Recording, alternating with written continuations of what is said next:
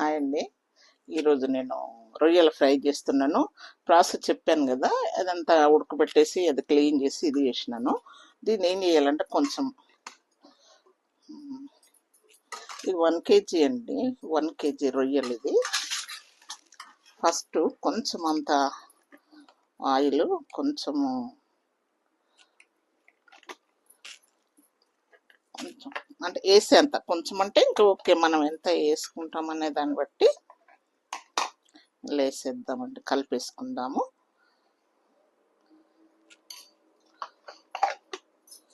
తర్వాత కొంచెం నూనె వేద్దామండి. ఇది వేసి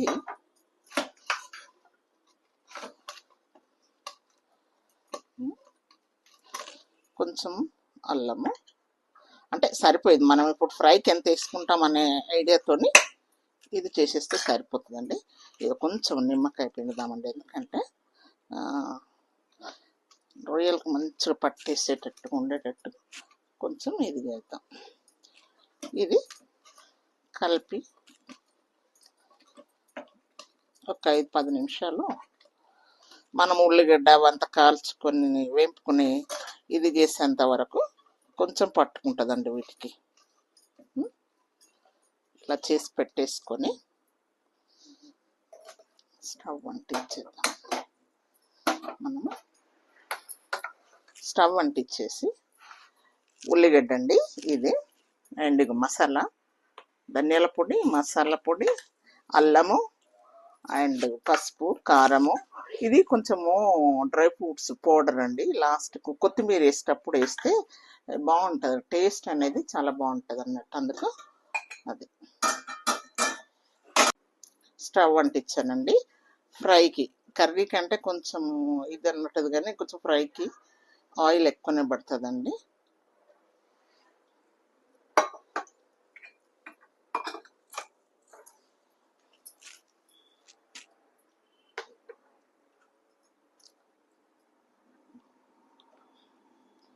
ఉల్లిగడ్డ అండ్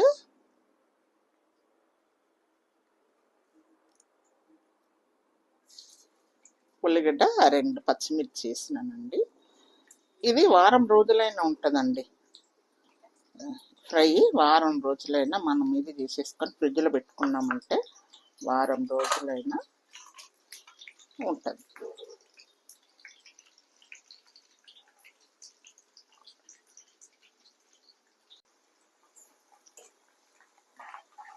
ఇది ఉల్లిగడ్డ వేడిగా మంచిగా ఎర్రగా కాలిన తర్వాత అండి, ఎర్రగా ఉంది కదా, ఇవి వేసేద్దాం.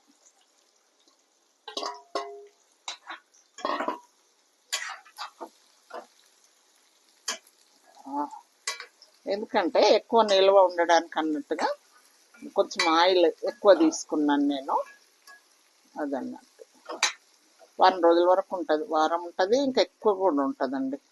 ఇప్పుడు వేసాం కదా, కొంచెం ఇంకా సిమ్ పెట్టి మంచిగా ఉడికేట్టు ఒక 5 minutes ఇది చెయ్యాలండి.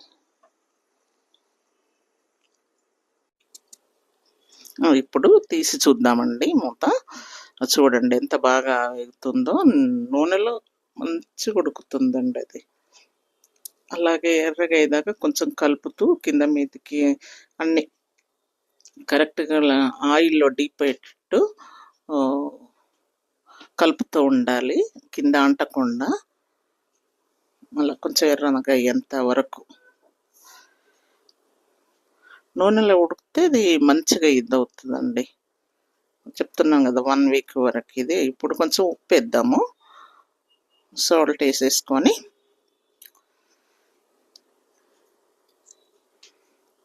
కొంచెం అంత కలుపుదామండి. సిమ్లో పెట్టుకుందాం, ఎందుకంటే ఎక్కువ పెట్టినాం అనుకో అంటుతుంది, మాడుకుంటుంది అన్నట్టు.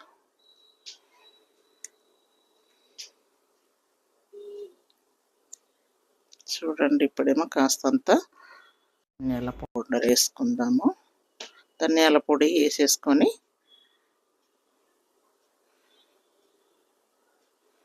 చక్కగా అంత కలిసేట్టు కలిపేసుకోవాలి. ఎందుకంటే స్టవ్ సిమ్లోనే పెట్టాం కనుక ఏమంటదో.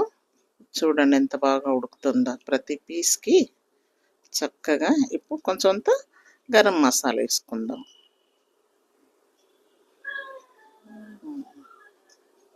గరం మసాలా వేసుకొని మళ్ళీ అంతా ఒక్కసారి కలిపి పెట్టేసుకుందాం.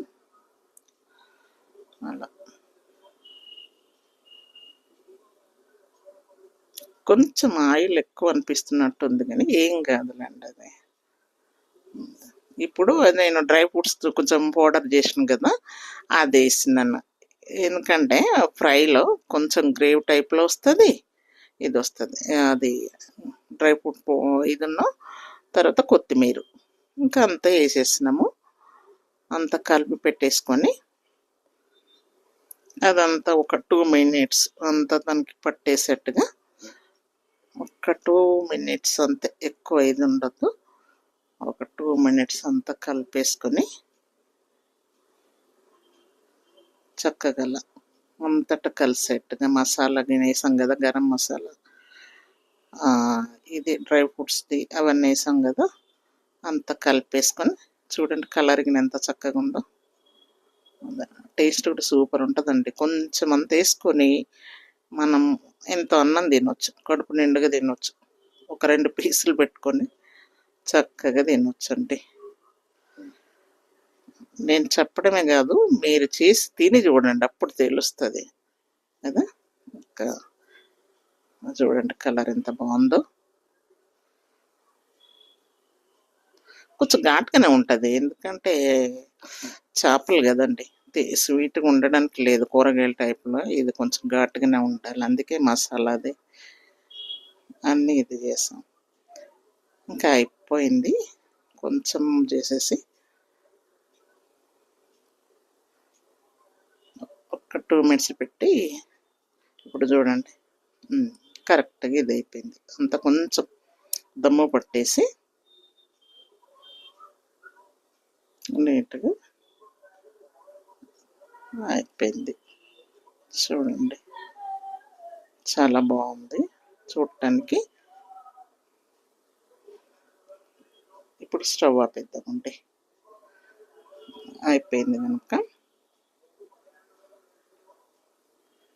ఇది ఫ్రిడ్జ్లో పెట్టుకున్నాం అనుకోండి, మనకు 10 days వరకు ఉంటుందండి. ఉల్లిగడ్డ కూడా వేసాం కనుక ఇది మంచి కాల్చాం కనుక స్మెల్ కూడా ఏం రాదు. ఇప్పుడు బౌల్లోకి తీసేసుకుందాం. చూడ్డానికి బడే చక్కగా ఉందండి. ఇది మీరు కూడా చెయ్యండి, పిల్లలు చాలా ఇష్టంగా తింటారు. పప్పు చారు లేక రసము ఏమైనా ఉన్నప్పుడు కొంచెం వేసుకొని అంచుకు పెట్టుకొని కడుపు